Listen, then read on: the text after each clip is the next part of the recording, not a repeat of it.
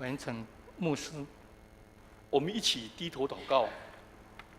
天父，我们来到这样的信息，恳求主你的圣灵引导我们、教导我们，进入真理，活出真理，宣扬真理。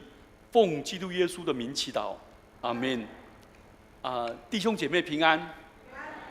我们今天所读的马太福音18章21节到35节，是只有马太福音独家的比喻，它充满着戏剧性来总结它马太福音18章。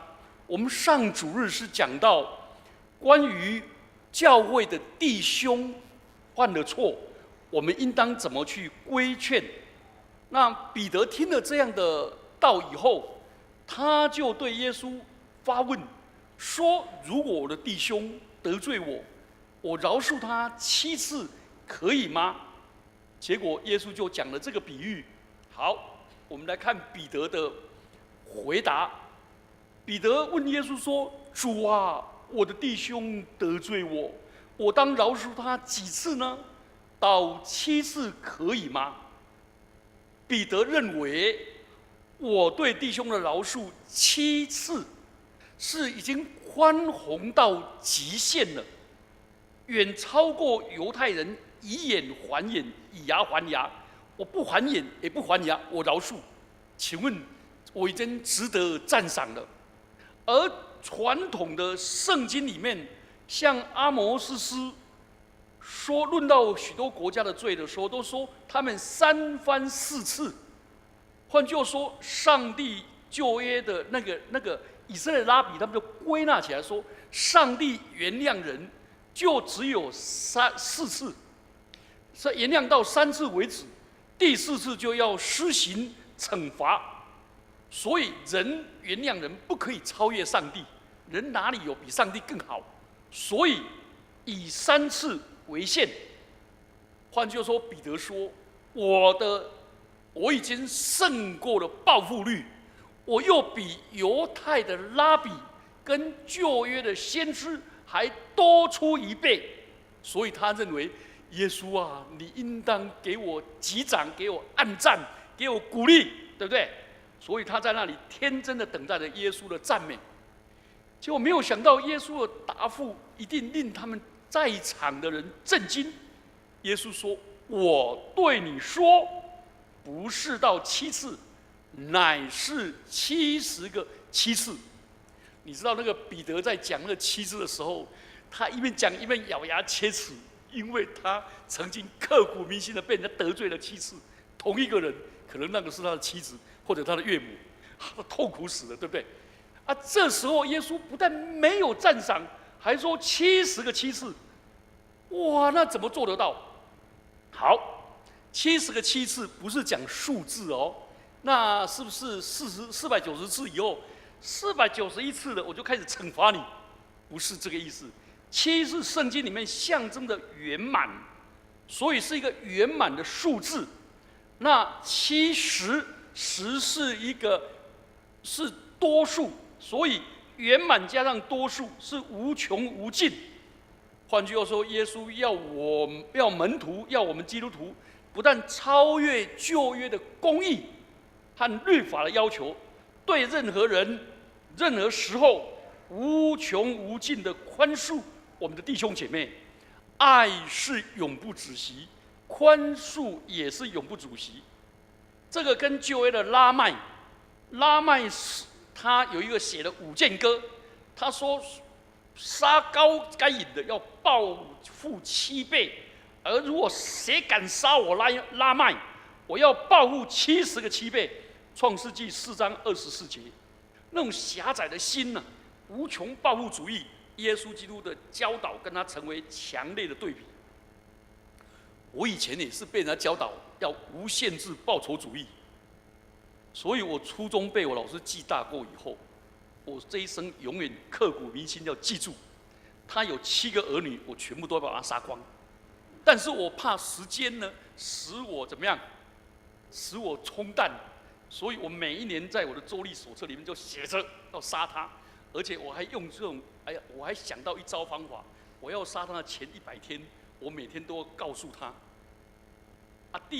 然后告诉他100，第2天就99，他从抽屉拉出来就看到99个字，他要穿西装拿出来，口袋里面有一个98，他慢慢这样子让他威胁他。我那时候真的是这种想法，所以我在初中毕业典礼的时候，我就带着一把1尺2的刀，绝对要杀我的老师全家。那时候就毕业典礼那一天，那我就把它放在潮州中学那个香蕉园的后面，然后就准备干了。我们班上就有2、3个同学知道，我扛着这个武士刀的时候，我们教官来说你干嘛？那我拿了一个日光灯的灯罩扛着嘛。我说我要毕业了，我打破学校的日光灯，我要赔偿。我们的教官说太阳从西方升上来了。他就摸我的头，好感动。他说：“给他写的安吼。”他不晓得我里面其实是刀子。结果没想到毕业典礼完了，我要去杀他的时候，刚好什么谢师宴呐，等到3点，肚子饿得要命哦。结果同学就把我拉开了。那一次没有报复，不然的话，我为什么要报复？因为我趁着我还没有满16岁的时候，因为我知道关不久，我那时候还在算那个法律，是个无权暴露主义者。那人里面放着今天圣经的教导刚好相反。好，我们来看耶稣接着就讲一个比喻了。耶稣要我们随时随地宽恕我们的弟兄姐妹。你知道那个70个7次，不只是恒久的爱、恒久的宽恕这个的话呢，尤其用在夫妻亲子关系，几乎还有教会的会友都会这样子。另外70个7次的意思是世世代代，就是制止血仇报应。抄家灭族，而是我世世代代都愿意宽恕。好，我们来看耶稣这个比喻。这个比喻，我们先来看，因为耶稣是用比喻，所以他用那个诗人的说法是比较夸大的。他在犹太，我们来看他的数额。那个犹太的传统，君王是指着象征上帝，而那个仆人是宫廷的大臣。那个劝他债的那个劝那个恶仆的债的那个，就是比较低阶层的臣仆。你知道他是我们的中文翻作1000万银子，那原文是1万他连德。他连德的英文叫 talent 就是才干、恩赐的这个意思。他1万他连德相当台币30亿，现在台币30亿，那大概6000万个德纳。那10两银子，劝10两银子是刚好100个德纳，这2个相距一比，刚好50万倍。你知道他劝1万他连德，刚好那个1德纳刚好是1天一个男人成人1天的工资，所以1万他连德刚好每周工作7天，要工作16万年，16万4千年才可以还清。意思就是说，简直不可能还清啊。耶稣讲这个比喻的意思是说，上帝对我们的恩典是高过玉山深过这个马里亚纳海沟的台湾海峡。意思就是说，是非常非常的高跟深远，所以我们在上帝面前是十足的负债者。所以这个欠债的人，即使把他的妻子儿女都卖了，也没办法还清。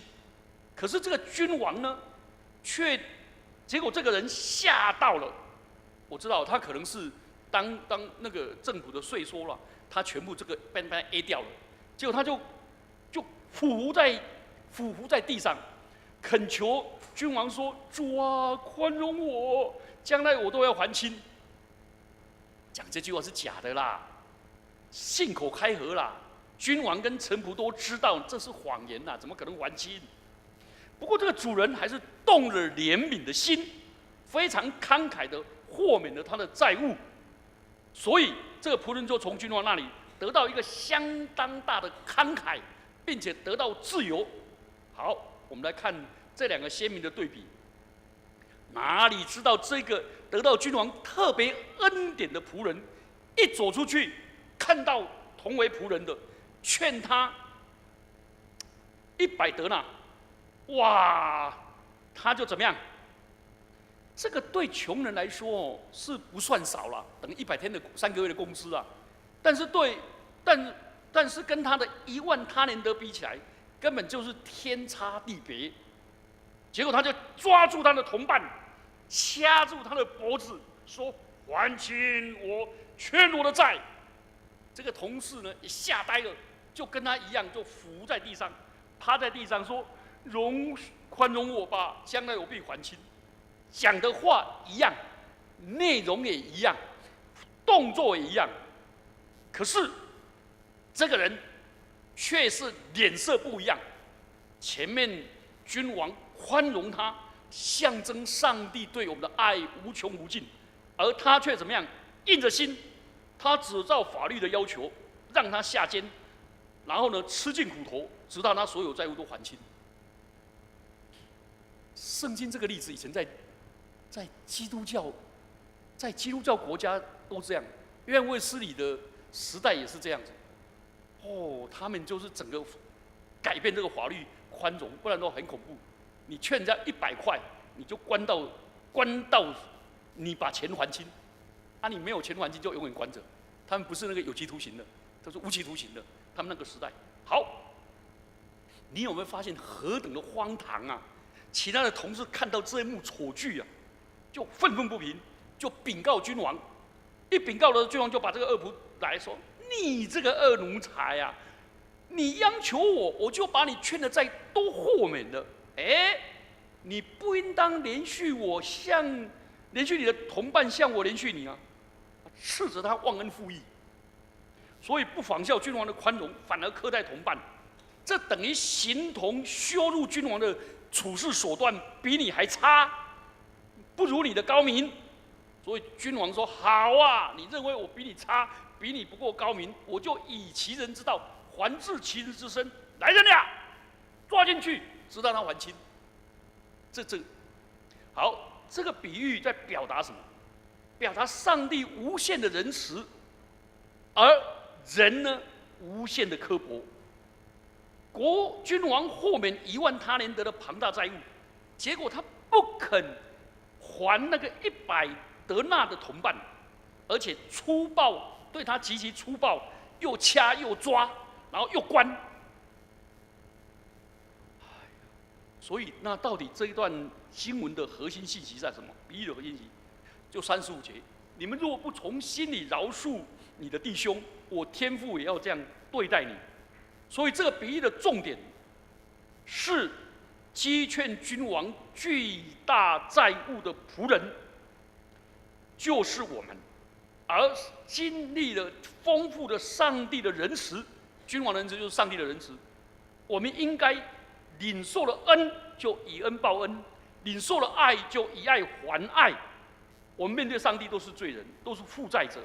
上帝是无条件的怜悯我们、爱我们、宽恕我们，不但在我们受洗的时候宽恕我们的原罪，并且耶稣基督跟我们立约，他用永远的爱来爱我们，不断的爱我们。所以，上帝不求我们报答，唯一的对我们的期望是，我们能够从心里真心的去宽容人，去接纳人，去包容人。所以这段圣经里面就讲到这样的信息。好，我们来看，我们对这段经文，我们来反省。我们首先要反省什么？我们现在要反省那个宽恕的问题。基督教的重大的信息之一就是宽恕。宽恕这个课题，在这数十几年来，引起了社会科学家、精神医学家、心理辅导家都去研究这将近这40-50年来，其中他们研究指出，宽恕如果一个人愿意宽恕人，这个宽恕者他会得到许多的益处，他会减少忧虑、抑郁、愤怒，甚至于可以增加自我形象，然后呢，带出他正面的情绪。他不用活在过去，也不用一直的舔伤口，也不会觉得自怜，说我怎么那么差、那么卑贱、任人践踏，所以那自我形象就比较健康。一个人自我形象比较健康，他就更有自信，他做事的成功率就越高。宽恕不但使身体健康，心灵健康，而且有健康的血压跟心跳。所以从现象来看，宽恕跟身心灵真的很大的帮助。可是这些社会科学、辅导学的研究里面，他们却缺乏了2方面，就是宽恕跟灵性的关系，跟上帝的关系。宽恕到底是怎么学习的？那个动力从哪里来？这一点就是我们今天的圣经里面所要教导我们的。好，我们就先来看第一个，宽恕的能力是神圣的，是来自上帝。那英文有一句英文叫做 "To err is human, to forgive divine"。大部分都翻译说犯错是人犯错是人，赦免是神。所以我不是神，我没办法赦免。这个翻的实在有够差。那个真正翻译的意思是，犯错是人的本性呐，宽恕是神圣的行为啦。这个是这样翻才对了。那我看过那个英文的字幕里有说 "Are you fine? Yes, I'm fine." 怎么翻译呢？你是罚款吗？是的，我是罚款。那个 fine FINE 的名词叫罚款。我听着差点昏倒。所以真正的翻译是，犯错是人的本性，宽恕是神圣的行为。我们要学习这个神圣的宽恕的精神。尽管宽恕很不容易，按照我的本性我们做不到，但是这段的圣经教导我们，我们要去默想、去领受上帝无条件的宽恕、永远的宽恕、全然的宽恕。所以借着上帝的恩典，我们就可以做到。所以精神医学家这些都讲了一堆，甚至张老师出版社里面关于出了宽恕的都好多这种书，很精彩。但是借着上帝的恩典，我们真的才能够宽恕。所以耶稣的刚才那个比喻最巧妙的是，同一个人身上领受了这么大的宽恕，同一个人身上心胸狭窄，对人又抓又掐又这2个不成对比，在同一个人身上。所以这一段圣经其实耶稣要我们从信仰的角度去回顾我们跟人之间的纠纷。这比喻带给我们一个好消息，就是耶稣基督的上帝，他对于我们一生犯的过错，虽然我们无法弥补，但是上帝愿意一一的赦免，每一件都要赦免。这70个70的意思，也赦免我们加害到我们的下一代，我们好没有榜样嘛，也赦免到我们的世世代代。这个不只赦免那个长度、宽度，也赦免到那个深度。这是好美。所以这个比喻是个好消息，另外呢也是个责任。所以约翰卫斯理说，我们是负责任的领受上帝的恩典，不是领受上帝的恩典去糟蹋恩典，然后呢看不起恩典，浪费恩典，不是，是负责任的。所以这个比喻里面，主人说：难道你不该怜悯你的同伴，如同我怜悯你一样吗？所以我们领受了，从上面领受了整个的山泉水，然后我们给人家一点点滴滴，就这样流出来。不然的话，我们就变成死海。死海只有领受水却不流出，而加利利海是领受了就流出来，变成个活水。好，这个很清楚是能力是从神来的。然后耶稣基督也教导我们，主祷文里面说：免我们的债，如同我们免了人的债。耶稣不但教导我们，耶稣本身也活出了赦免。你知道吗？耶稣基督对于犹大3次给他机会，对不对？其实呢，多次给他机会。然后呢，耶稣不但讲宽恕之道，他也实践宽恕。他在十字架上说：父啊，赦免他们，因为他们所做的，他们不知道。耶稣也叫我们效法慈悲的天父，无限的包容，就好像太阳跟雨露，不分彼此，光照跟润泽所有的人。这耶稣基督不但用教训，他也活出这个典范。可是呢，我们说，可是我就是人啊，我就学不来啊，我就做不到啊，那怎么办？好，你们知道有一个祷告，很美的祷告，我常用的。有一个人来求耶稣医治他的亲人，耶稣说：“在信人凡事都能。”意思是说，你只要有信心，你相信我，你就可以做得到。那个人就说：“主啊，我信，但我信不足，求主帮助。”哇，这句话好美！当我们想宽恕，我们无力感没有办法的时候，我们就用这个祷告。有谁是完美完全的，可以放下仇恨，永远原谅我们的敌人？好难！上帝知道我们无能为力，上帝一提出命令，必然帮助我们。所以这个祷告就承认说：我不足，我信心不够，求主帮助。所以这个祈祷把我们从另外一个角度跟上帝紧紧的连接在一起，靠着那加给我力量，我凡事都能做。所以我们在上帝面前用真我表现在主人面前说：主啊，我就是不肯原谅那人，主啊，我就是原谅不起，我想到他我就刻骨铭心的痛啊！上帝都一清二楚，此刻什么都不用隐藏，我们这样告诉主：我们受伤害、被欺骗、被欺侮、被出卖、被仇恨、被嫉妒，甚至于不被谅解，等等等。我们被困扰，我甚至于没有办法活出来。主啊，你与我同在，你医治我，赐给我力量，就这样祷告。好，第二方面，我们来想，宽恕是基督徒最重要的标志。真的，韩国那个 Explore 74那个福音大爆炸的那个发起人金俊夫博士，他们全家58个人在家族聚餐的时候，突然北韩攻下来，那个人拿着机关枪把他们全家全部扫光光，只剩下他一个人，他全身都是他妻子儿女的血。结果他起来了以后，半夜起来就是要报复，结果他就狠狠的对着那个杀他家的那个开机关枪的人，拿刀子就要把他刺下去。结果这时候圣灵感动他说：你要去赦免这个人。他说：怎么赦免啊？57条人命呢？结果他最后还是放下来赦免。一赦免他就跪下来祷告，他痛啊，祷告。就祷告的时候，那个北韩那个军人醒过来，看到他刀子，吓死了。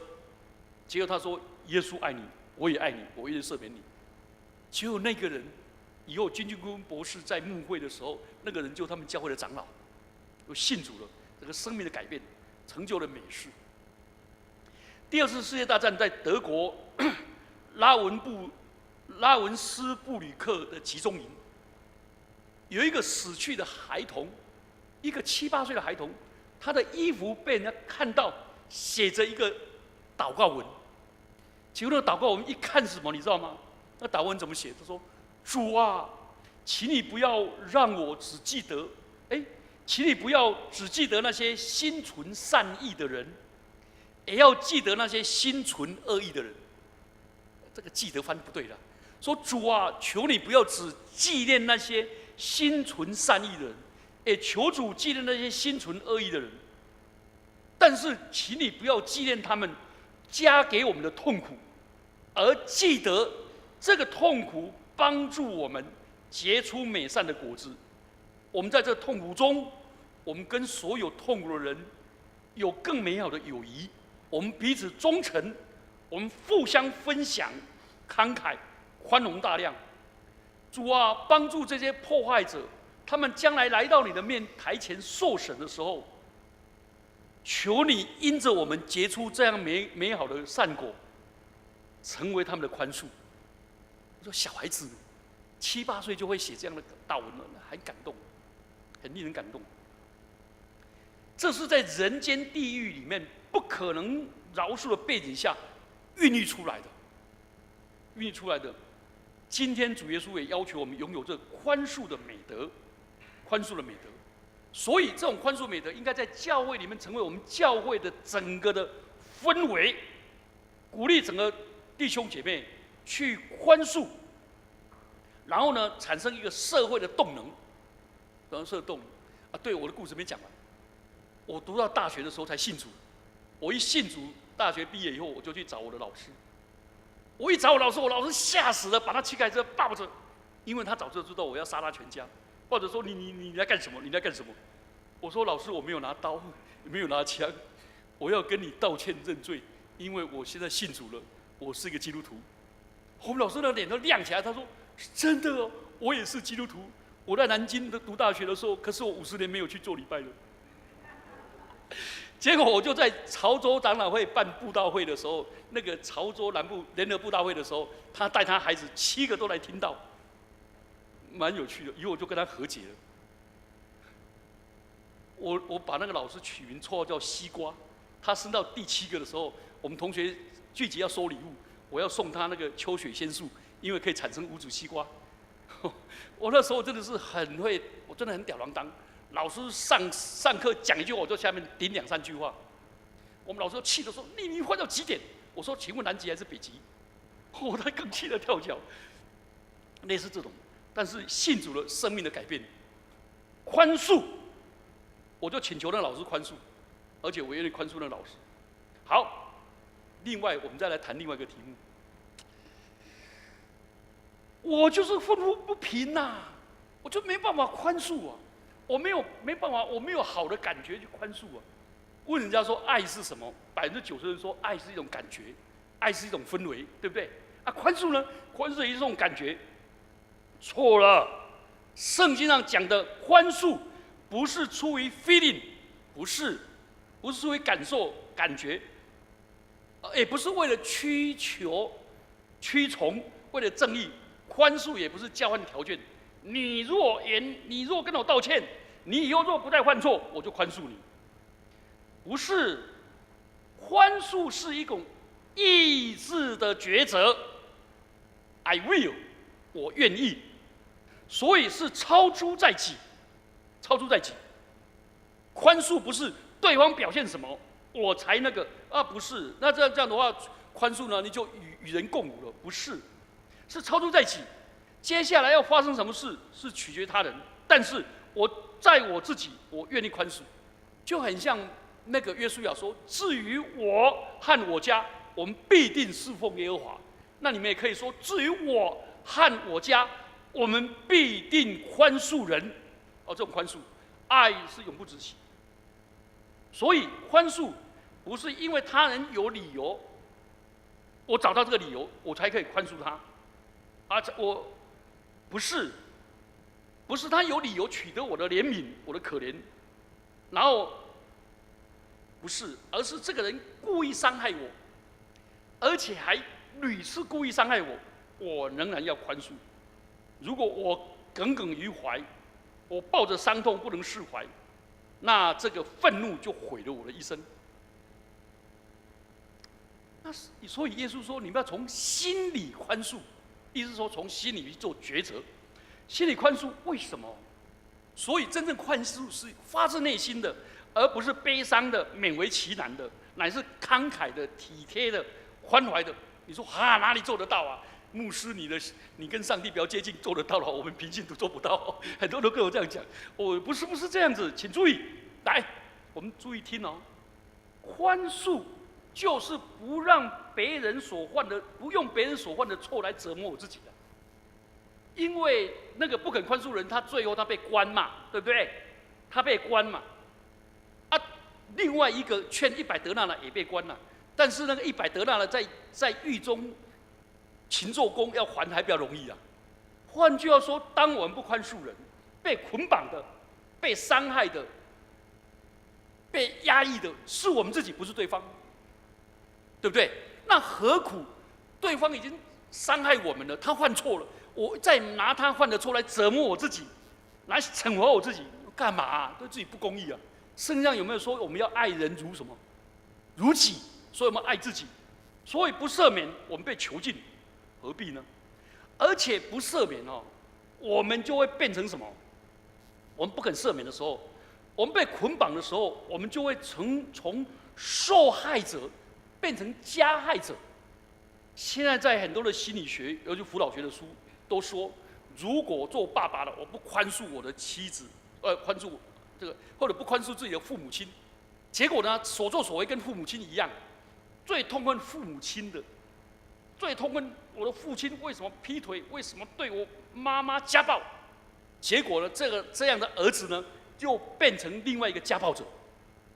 很奇怪，我们在辅导过很多学生，他最后跟我们面前就讲到哭啊。他说：“我从小就是恨我爸爸家暴又劈腿，结果没想到我却跟他一样。”我说：“你真的从心里不肯赦免。当你不肯赦免的时候，你就会变成受害者变加害者，产生一个恶性循环，那更糟糕。来，请问你加害给谁？如果假设我是被我爸爸家暴，我不肯赦免，结果我家暴我的儿女，那奇怪了，我儿女又无辜的，这样了解吗？这恶性循环啊。然后呢，我的女儿会怎么样？我的女儿就会专门找一个家暴者来家暴她，因为这种人他比较习惯。这个还更个恶性循环。所以从辅导员心理学里面不容易，不要走这一条路。所以从心里宽恕别人，虽然不容易做到，报复比较自然，但是真正的宽恕才是英豪，才是英雄，才是豪杰。所以这就要从上帝的恩典来帮助我们做一个意志的抉择。其实另外我们要想一想，我们常常会觉得说，为什么好人在家里叹气，坏人在台上唱戏？歹人伫迄边在搬戏，好人伫厝咧偷窥，闲到恶什么地王无，好什么得那个？有没有听过这句话？那个伤害我的人过得好好的，被伤害得那么痛苦。其实事实上啊，那得罪我们的人啊，他的灵性处于不幸的状态。圣经上告诉我们，杀害人，就是谋杀自己的灵魂。所以我们对这种人不需要怀恨，而是要怜悯。也不需要轻视，而要同情。宽恕是终极的生命，宽恕在哪里，生命就在哪里。宽恕的学习是来自77次，是一种重复不断的去操练跟实践，所以不断的重复跟操练。而你要重复跟操练，是在于你心里面的重复的 make a decision。I will， 我愿意，一直愿意。这个愿意呢，是来自价值观。我不容许我自己成为一个受害者变加害者，我也不容许别人在我身上的伤害成为伤害无辜的第三者，没有必要。从到我这里就停下来，所以我愿意找一个宽恕的群体，让宽恕的德性不断的重演，不断的操练。变成一个彼此学习的宽恕。好，另外一个问题就是，我愿意宽恕，可是我就忘不了，了解吗？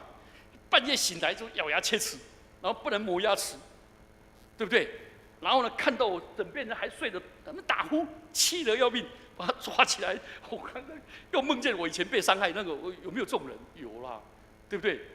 好，有一个传道人每次都被他的妻子提醒说：“你怎么都不肯。”我真的提醒他过去的错误，结果他就讲了一篇道，哇 ！You must forgive and forget。你不但要忘记，你不但要原谅，而且要忘记。他说：“我们中间愿意这样的，请举手。”结果他的师母举手了，然后感谢主，哈利路亚！我以后过了好日子了。结果一出来崇拜后一起去吃饭，他的师母又提醒他：“你换说，他说你不是愿意赦免，要忘记吗？”对，我提醒你，我已经忘记了。我提醒你，我已经忘记了。而且一天提醒7、8次，请问这个是不是我真正忘记？好，原谅不等同于忘记，其实事实上发生的事情，刻骨铭心哪里那么容易忘记？怎么办？来，我们过去的伤痕，最好的方法是直接面对它。今天诗班唱的歌最美，是诗篇42篇。我的心啊，你为何在我里面忧闷？为何在我里面烦躁？你应当仰望耶和华。对心说话，一个人如果会对心说话，真好。有一次我抱着一个小朋友，我跟他讲说：“安静、平静、安稳，平静安稳。”结果邻居说：“你的孩子叫启峰啊。”因为我抱着轩恩在叫啊。他说：“你的孩子叫启峰。”我说：“不会，启峰是我了。我跟孩子沟不通，只好跟自己沟通了。我一直吵，半夜一直吵。这什么意思？有一些人忘不掉，那怎么办呢？他就怎么样？把他的负向感受写下来，然后用火把它烧掉，不然他到坟墓里面去讲，都讲。但是我们大部分人都需要找到一个聆听的人，聆听的人。可是呢，最好是上帝是暗室中的聆听者，他在暗室里小心、安静的听我们心里的挣扎，跟我们的哀叹声，而且完全没有听众的黑夜，或者我们难以言传的地方，流泪满脸的黑夜，上帝就在那里静默的与我们同在。另外那个70个7次的意思是什么？当我宣告我在上面认真说主啊，我愿意原谅对方，而且我愿意宣告原谅，结果我又记起来了，怎么办？记起来的话，我再一次宣告说主啊，我还是愿意选择原谅他，了解吗？然后呢，晚上半夜醒来了，又气到起来了。那气的时候，我说主啊，我还是愿意原谅他，这样了解吗？70个7次就是不断的去重复，因为你不断的重复，不断的回忆，不断的抉择跟宣告，你就切断。每一次越切断的时候呢，你就会怎么样？你发作的频率就越来越少，发作的周期越来越短，这就是迈向医治，这样了解吗？像我如果没有这边准备讲到，我根本就忘记我曾经拿刀子要杀我的老师了。我遇到他就去抱他，和解了，和解了。好，有些人说不行，你这样讲我还是没办法原谅，为什么？原谅就便宜他了啦，那有什么公义可言啊？你们会不会想到这个问题，对不对？好，我要告诉大家，宽恕是操之在己，报应是操之在神，这两个界限不一样。我们的责任是宽恕，上帝的责任是公义的，上帝一定会报应，这样了解吗？所以雅量的宽恕要先于犯过者的悔改，这种心灵改变。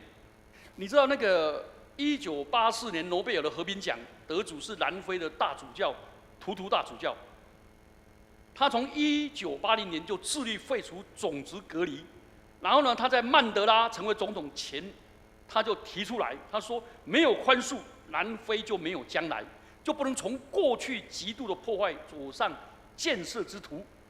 可是那些跟他一起同工的人，当时白人政权正在压迫的时候，他提出一个名词叫做没有宽恕，没有悔改就没有宽恕，没有公义就没有复合，提出来。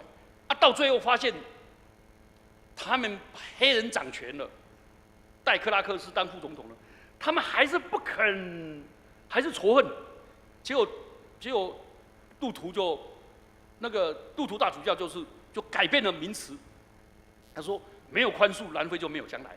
所以他就觉得应该把宽恕在前面，先宽恕。结果他们就批评他说：“你这个先宽恕是没有公义的宽恕，是软弱的宽恕，是得不偿失的。”就跟他起了冲突。请注意，如果我们坚持公义，坚持要报应，或者坚持说我就是活着看报应，那你一点就没有真正宽恕嘛？同意吗？你自己就会被捆绑。来，我们来想一下一个名词。请问人是先领受了恩典才觉得悔改呢，还是为了悔改来赚得恩典？应该是领受恩典才悔改嘛。所以我们教导儿女是榜样在教导之先嘛，对不对？而不是说我教你你做好了，那爸爸也跟你学好。有没有这种儿女啊？怎么这不可能嘛？请问管教在关系之前嘛？你跟孩子关系好，你怎么管教他，他都接受嘛。关系不好，你怎么管教他，他就跟你拗嘛。同意吗？你不行啊，你给我都听我的话，我才爱你，关心你。那这怎么可能呢？所以也是优先次序。请问上帝是先赦免我们、恩待我们，再叫我们去报应，还是说你去赦免所有人，然后上帝说来过来，我也爱你，我赦免你？不可能嘛。所以我们要把那个次序弄清楚。我们一起低头祷告。主，我们恳求你，今天这么重的信息，帮助我们突破，成为一个真正乐意宽恕、学习宽恕、不断宽恕，而且不断宣告宽恕，做意志的抉择，并且宣告求主帮助我们切断我们过去的捆绑。奉基督耶稣的名祈祷，阿门。